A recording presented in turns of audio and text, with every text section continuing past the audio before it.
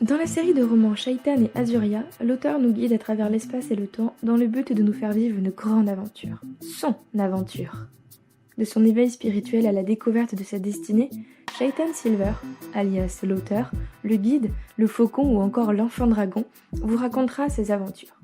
La force d'un vrai héros est égale à l'amour qu'il porte pour son ou sa compagne. Pour Shaitan, il est question de la belle Azuria, incarnation hybride de la gardienne de l'enchantement Crystalia Tarantia.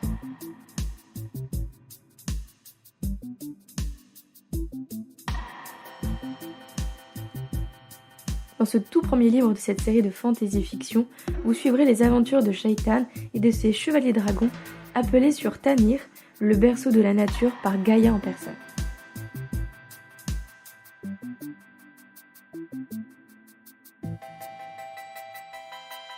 Leur mission, eux-mêmes ne la connaîtront qu'une fois sur place.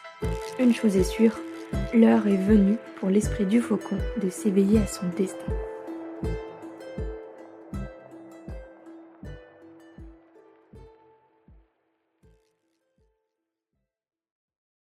Aloha, j'espère que vous allez bien. Je suis contente de vous retrouver pour ce nouveau retour de lecture, qui est sur un ouvrage s'intitulant Shaitan et Azuria. C'est une grande saga fantasy, et aujourd'hui, nous allons parler notamment du livre 1, L'éveil du faucon d'argent. Pour cet ouvrage très fantastique, j'ai quelques points positifs et j'ai quelques points négatifs à vous faire remonter. C'est parti! La première chose, l'histoire de fond est très intéressante. Il y a toute une lutte très manichéenne qui était mise en place, qui nous est décrite, qui met donc les forces du mal contre les forces du bien. J'ai beaucoup aimé ce que l'auteur a voulu nous raconter tout au long des nombreuses batailles, des pièges stratégiques et toutes les forces mises en place de chaque côté du camp. On a vraiment un vrai panorama qui est dessiné, qui est très bien dessiné, et ça nous permet de nous rendre compte de toute la complexité de cette lutte absolument incroyable. Chaque héros, chaque vilain, chaque personnage a quelque chose à raconter et à faire et possède son propre rôle dans cette grande bataille du bien contre le mal. Ce que j'ai beaucoup aimé, c'est que tout au long du récit, on peut découvrir plein de petits extraits de textes écrits par l'un des héros principaux, qui s'appelle Shaitan. J'ai beaucoup aimé ces ajouts-là parce que d'un côté, ça apporte un côté journal intime des pensées les plus secrètes du personnage et en même temps, ça donne un autre aperçu de ses émotions, de ses ressentis, de qui il est, de sa personnalité, de son histoire. Et selon moi, ça confère un aspect beaucoup plus humain au personnage.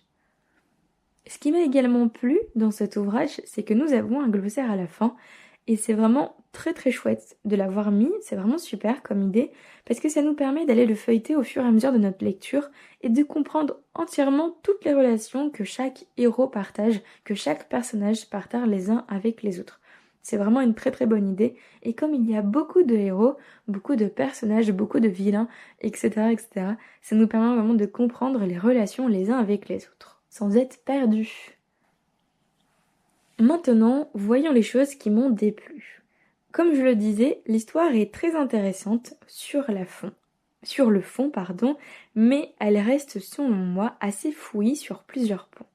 D'abord les personnages. Comme je le disais, le glossaire était une excellente idée parce qu'il y en a vraiment beaucoup. Quand on voit toute la taille du glossaire, trouvable du coup à la toute fin du roman, on peut se rendre compte en fait du nombre de personnages qu'il y a. Et selon moi, je trouve qu'il y en a un peu trop.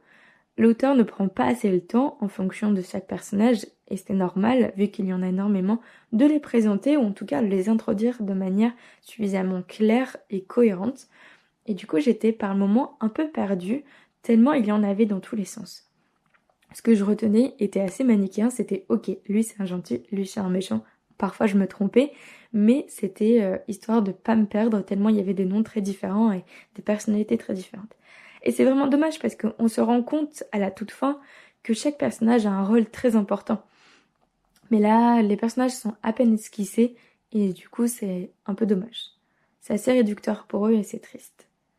Ce que j'ai trouvé également un peu fouillis, c'est le développement du récit, la manière dont les choses nous sont racontées. Vraiment, le fond est très très intéressant, vraiment très captivant, mais autant sur la forme, c'est un peu compliqué. Parce qu'encore une fois, je pense qu'il aurait fallu un peu plus de développement, que ça aurait mérité d'être davantage creusé en profondeur. Tout va très très et beaucoup trop vite, surtout. Ce premier tome, qui fait à peine une centaine de pages, dans ce premier tome-là, il se passe 1000 choses. Et en fait, on peut vite perdre pied. Et c'est un peu ce que j'ai ressenti au cours de ma lecture. C'est vraiment intéressant, c'est vraiment captivant, mais tout est beaucoup trop rapide. On n'a pas le temps de s'attacher au personnage, on n'a pas le temps de s'attacher à l'intrigue, on n'a pas le temps d'avoir peur, ni le temps d'être surpris, d'aimer ou de haïr, ou de s'inquiéter. Tout est assez résolu, tout va assez vite.